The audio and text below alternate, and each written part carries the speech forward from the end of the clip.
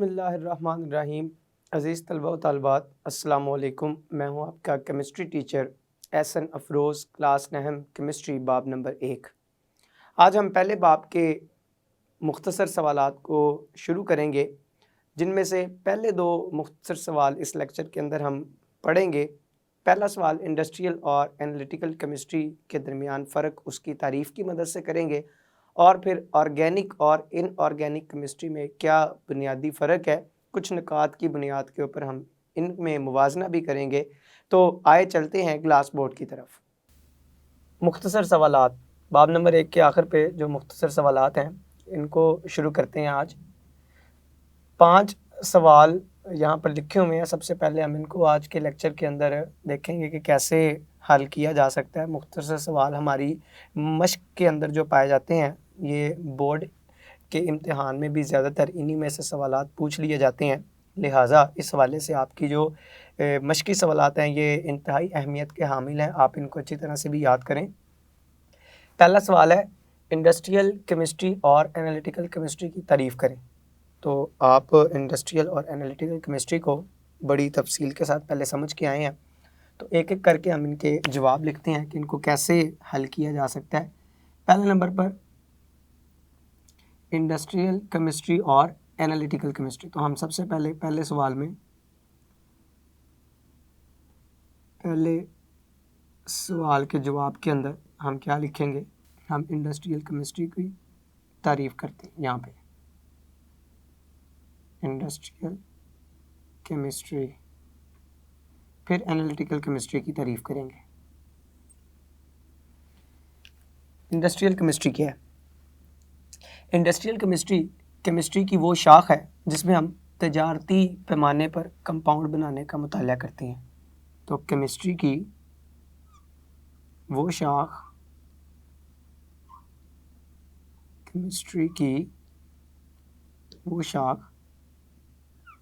जिसमें तजारती पैमाने पर कंपाउंड बनाने का मुताला किया जाता है,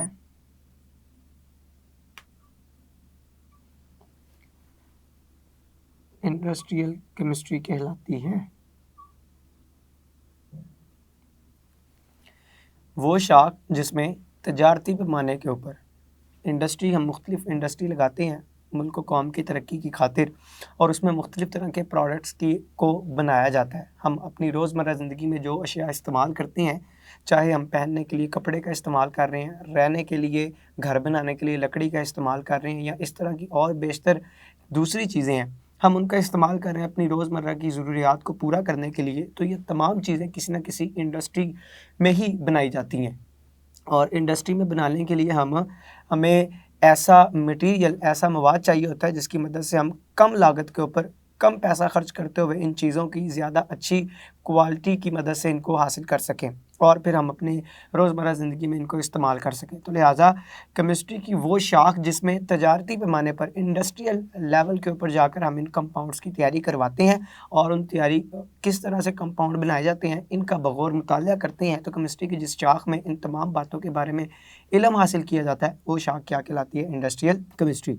हमने कहा मुख्तलिफ तरह के कंपाउंड्स बनाने के लिए, अगर हम केमिस्ट्री के हवाले से बात करें तो मुख्तलिफ तरह के कंपाउंड्स जो हम रोज़मर्रा ज़िंदगी के अंदर बना रहे हैं, मिसाल के तौर पर हम ऑक्सीजन की तैयारी करवा रहे हैं, हम क्लोरीन की तैयारी करवा रहे हैं, oxygen, chlorine, caustic soda,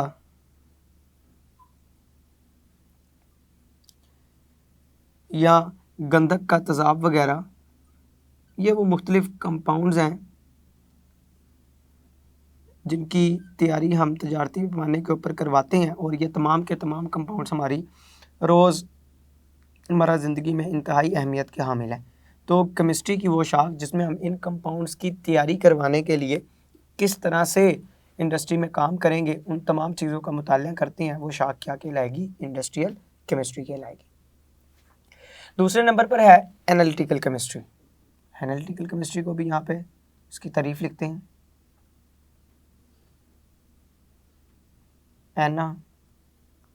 analytical chemistry. Analytical का मतलब होता है तज्जिया। तो केमिस्ट्री की वो शाख, एनालिटिकल केमिस्ट्री से मुराद क्या बनी? केमिस्ट्री की वो शाख जिसमें दिए गए नमूने, दिए गए कीमियाई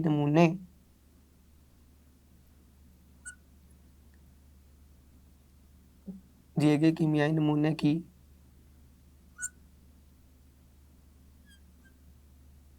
पहचानो,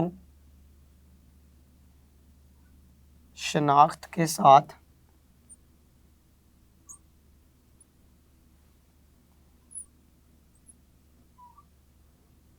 तरकीब और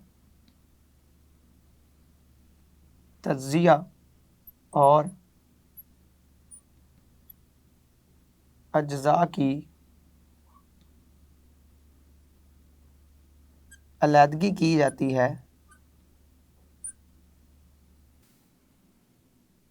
एनालिटिकल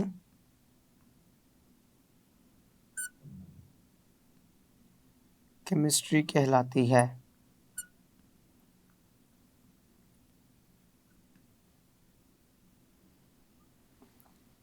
तो एनालिटिकल केमिस्ट्री के अंदर हम क्या करते हैं, जो हमें नमूना दिया गया होता है, जो हमें कीमियाई मुरक्कबात दिए गए होते हैं, जो भी हमें मटेरियल दिया गया होता है, हम उस मटेरियल में पाए जाने वाले अज्जा को एक दूसरे से अलहदा करते हैं।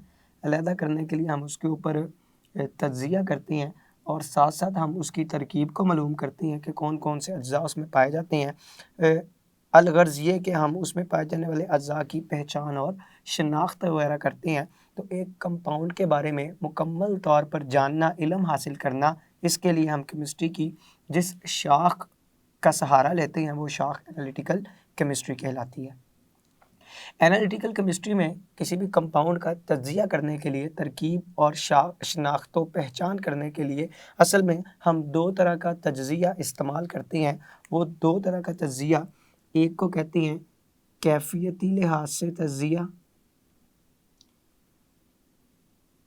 कैफियती लिहाज से तज्जिया, और दूसरा कहलाता है मिकदारी लिहाज से तज्जिया, मिकदारी लिहाज से तज्जिया। तो इन दो तरह के तज्जियात का इस्तेमाल करते हुए हम क्या करते हैं, ये सारा काम करते हैं। कैफियती लिहाज से तज्जिया से मुराद ये है कि हम किसी की दिए गए कीमियाई नमूने की तरकीब को मालूम करते हैं कि वो कौन कौन से हिस्सों के ऊपर मुश्तमिल है, उसमें कौन कौन से कंपोनेंट मौजूद है। तो अज्जाए तरकीबी को मालूम करना कैफियती लिहाज से तज्जिया कहलाता है। दिए गए नमूने की अज्जाए तरकीबी मालूम करना, ये कैफियती लिहाज से तज्जिया कहलाता है। और दूसरा होता है मिकदारी लिहाज से।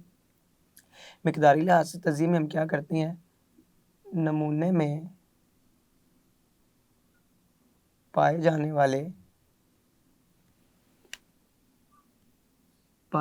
वाले अज्जा की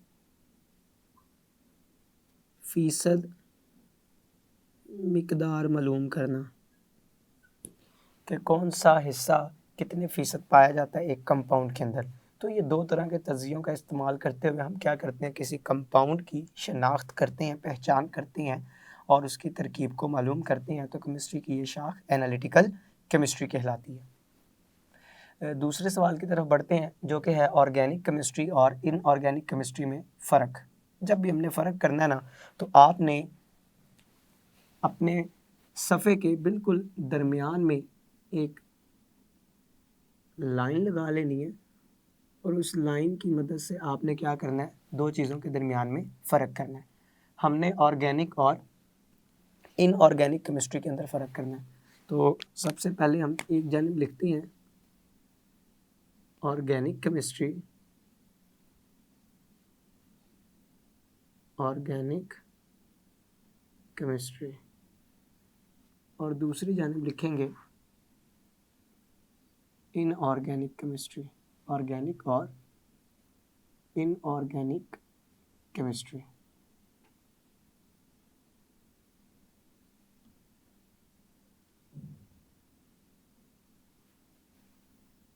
देखते हैं दोनों में क्या बुनियादी फ़र्क है। सबसे पहले हम ऑर्गेनिक केमिस्ट्री की तारीफ़ लिखते हैं। तो पहला फ़र्क तारीफ़ के लिहाज से करते हैं ऑर्गेनिक और इनऑर्गेनिक के दरमियान। तो केमिस्ट्री की वो शाख, केमिस्ट्री की वो शाख जो कार्बन और हाइड्रोजन के कोवलेंट कंपाउंड्स, कार्बन और हाइड्रोजन के कोवलेंट कंपाउंड्स, कार्बन और हाइड्रोजन के कोवलेंट कंपाउंड को हम हाइड्रोकार्बन्स भी कहते हैं। तो मैं चाहे हाइड्रोकार्बन्स लिख लूँ, चाहे कार्बन हाइड्रोजन के कोवलेंट कंपाउंड लिख लूँ, एक ही बात है। तो वो शाख जो कार्बन हाइड्रोजन के कोवलेंट कंपाउंड और इनके माखूज़ कंपाउंड्स का मुताला करती है, ऑर्गेनिक केमिस्ट्री कहलाती है। ऑर्गेनिक केमिस्ट्री में हम सिर्फ उन कंपाउंड्स की बात करते हैं जो कार्बन और हाइड्रोजन के ऊपर मुश्तमिल होते हैं, या कार्बन हाइड्रोजन के किसी रिएक्शन के नतीजे में जो कंपाउंड बने होते हैं वो उनके माखूज़ कंपाउंड कहलाते हैं। तो इन कंपाउंड्स के मुताला करने वाली शाख ऑर्गेनिक केमिस्ट्री कहलाती है। इसके बरक्स अगर हम इन ऑर्गेनिक केमिस्ट्री की तारीफ़ लिखना चाहें तो हम लिखेंगे कायनात में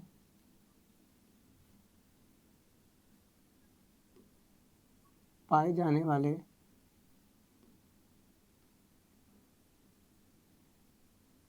तमाम एलिमेंट्स और कंपाउंड्स का मुताला केमिस्ट्री की जिस शाख में किया जाता है, इनऑर्गेनिक कहलाती है। तो इनऑर्गेनिक केमिस्ट्री के अंदर दुनिया में पाए जाने वाले तमाम कंपाउंड्स और दुनिया में पाए जाने वाले हर तरह के एलिमेंट का मुताला हम इनऑर्गेनिक केमिस्ट्री के अंदर करते हैं। ये कंपाउंड इनऑर्गेनिक कंपाउंड्स कहलाते हैं। हम ये भी लिख सकते हैं कि कार्बन हाइड्रोजन के कोवलेंट कंपाउंड के अलावा जो दुनिया में तमाम सारे कंपाउंड्स पाए जाते हैं, कार्बन और हाइड्रोजन के कोवलेंट कंपाउंड ये हाइड्रोकार्बन्स भी कहलाते हैं। तो हम ये लिख सकते हैं कि इस शाख में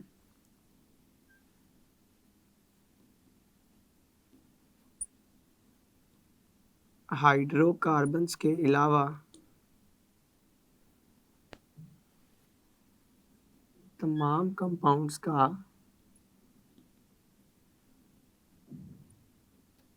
मुताला किया जाता है। तमाम कंपाउंड्स का मुताला किया जाता है कार्बन और हाइड्रोजन के अलावा। ये हमने पहला फ़र्क पड़ा है ऑर्गेनिक और इनऑर्गेनिक केमिस्ट्री के अंदर। हम दूसरे फ़र्क की तरफ आगे बढ़ते हैं। ऑर्गेनिक केमिस्ट्री के अंदर जितने भी कंपाउंड पाए जाते हैं उनके मेल्टिंग और बॉइलिंग पॉइंट निस्बतन कम होते हैं। किन की निस्बत? इनऑर्गेनिक केमिस्ट्री में पाए जाने वाले कंपाउंड्स की निस्बत। तो ऑर्गेनिक हम इस तरह से इसको लिख सकते हैं कि ऑर्गेनिक केमिस्ट्री, ऑर्गेनिक केमिस्ट्री में पाए जाने वाले कंपाउंड्स के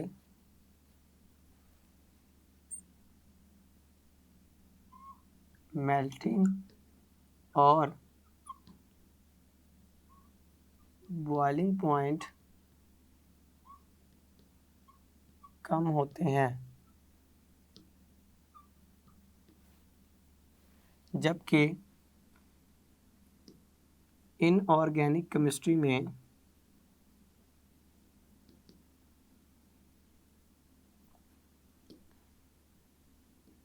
पाए जाने वाले कंपाउंड्स के मेल्टिंग और बॉइलिंग पॉइंट्स ज़्यादा होते हैं।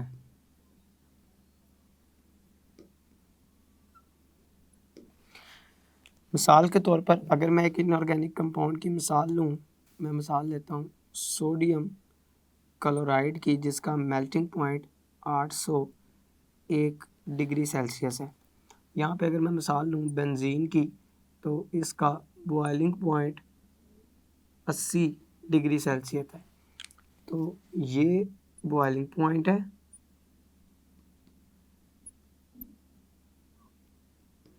बेंजीन का, जबकि ये मेल्टिंग पॉइंट है किसका, सोडियम क्लोराइड का। तो आप देख सकते हैं इसका मेल्टिंग पॉइंट ही इसके बॉइलिंग पॉइंट से किस कदर ज़्यादा है। और NaCl एक इनऑर्गेनिक कंपाउंड है, इसकी नेचर, इसकी फितरत ऑर्गेनिक नहीं है। ऑर्गेनिक वो होते हैं जिसमें कार्बन और हाइड्रोजन में कोवलेंट बॉन्ड पाए जाते हैं। इसके अलावा अगर हम बात करें ऑर्गेनिक और इनऑर्गेनिक के फ़र्क की, तो हम लिखेंगे कि जो ऑर्गेनिक कंपाउंड्स होते हैं, ऑर्गेनिक कंपाउंड्स के मॉलिक्यूलर मासेस ज़्यादा होते हैं, जबकि इनऑर्गेनिक कंपाउंड्स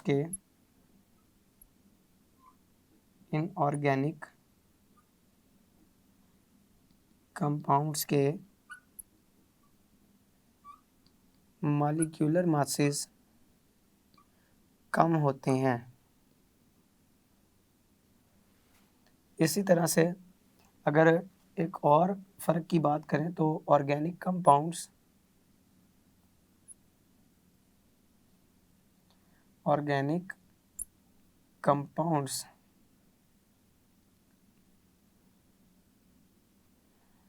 वोलेटाइल होते हैं,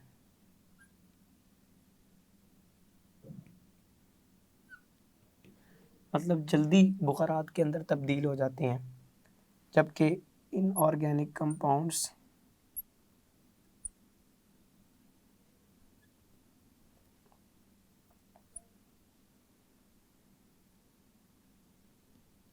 निस्बतन कम वोलेटाइल होते हैं। हम लिख सकते हैं कि ऑर्गेनिक कंपाउंड्स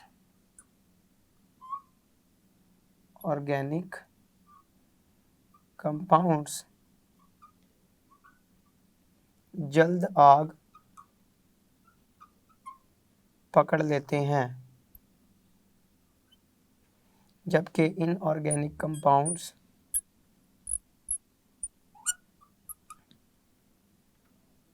जल्द आग